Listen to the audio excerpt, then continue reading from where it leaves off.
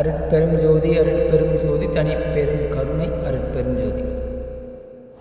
யோகம், தவம், தியானம் இந்த நிலைகளில் இருக்கக்கூடியவங்களுக்கு உணவு எப்படி இருக்கணும் அப்படின்னா இலகுவாக இருக்கணும். உண்டவுடன் வயிற்றுப்பகுதிக்கு சென்று செரிமானம் ஆகக்கூடிய எளிய வகையான உணவுகள்.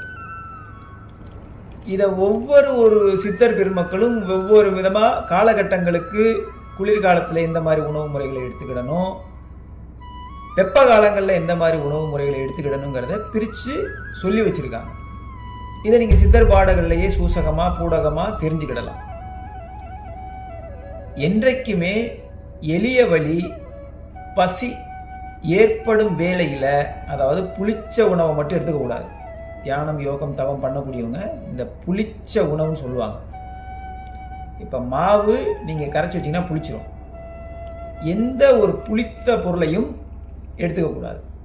ஏன் எடுத்துக்கக்கூடாதுன்னா, அதை எடுத்துக்கும் போது கீழே இருக்கக்கூடிய சுத்த உஷ்ணத்தை மேலே ஏற்ற முடியாது. ஏப்பம் மிகுதியாக வரும், செரிமான கோளாறு ஏற்படும், உடல்ல சோடசம் உண்டாகும், தூக்கம் அதிகமாக வரும், மறதி ஏற்படும். ஒரு கொதித்த அல்லது வேக வைத்த உணவை கொஞ்சம் மிதமான உஷ்ணத்திலேயே எடுத்துக்கிறது நல்லது. அதுவும் பசிக்கும் வேளையில் அரை வயிறு உணவு தான் எடுத்துக்கிடணும்.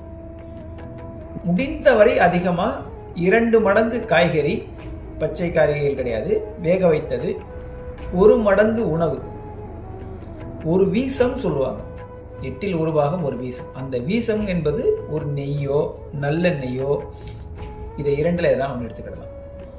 ஒரு சிலர் தேங்காய் எண்ணெய் கூட பயன்படுத்துகிறாங்க. இந்த முறைகளை கையாளலாம். தியானம், யோகம், தவம் பண்ணக்கூடிய அன்பர்கள் மட்டும்தான் இந்த முறையை கடைபிடிக்கணும். மற்றவங்களுக்கு இது விதிவிலக்கு. சரி, இந்த வகை உணவுல அசைவம் எடுத்துக்கிடலாமா அப்படின்னா, முற்றிலுமா அசைவத்தை தவிர்க்கிறது கொஞ்சம் சிரமமான காரியம். ஆனா வள்ளுவர் ஒரு வார்த்தை சொல்றார், தன் ஊன் பெருக்க பிற ஊன் உண்பர்க்கு எங்கனும் ஆளும் அருள்னு ஒரு கேள்வியவே வைக்கிறாப்புல. என் உடம்பை நான் பெருக்கிறதுக்காக முட்டையோ கோழியோ மீன் இறைச்சியோ மற்ற ஏதாவது ஒரு ஊடகமான பொருட்களை நான் சாப்பிட்றேன்னு வச்சுக்கோங்களேன், அசைவ உணவு பிரியராக இருக்கிற பட்சத்தில் அருள் என்பது கூடாதுங்கிறாங்க. இப்போ அடிப்படை சாராம்ச விதியே தியானமோ யோகமோ தவமோ பண்ணுவதின் நோக்கம் என்ன? பொருளை அடைவது கிடையாது, அருளை அடைவது தான். அப்போ அந்த அருளை அடைகிறதுக்கு இந்த மாதிரி உணவு முறைகளை முடிந்தவரை சிறுக குறைச்சிக்கிட்டு, காய்கறிகள் என சொல்லக்கூடிய சுத்த சைவ நெறிக்கு உட்பட்ட உணவுகள்லாம் ஏராளமாக உண்டு.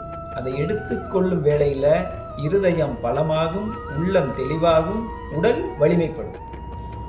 இதை 1க்கு 2 தடவை கேட்டு வாழ்வில் நல்லதோர் உடல் ஆரோக்கியமான உணவுகளை உண்டு தியானம், யோகம், தவம் செய்து வாழ்வில் வளம் பெற்று வாழுங்கள்.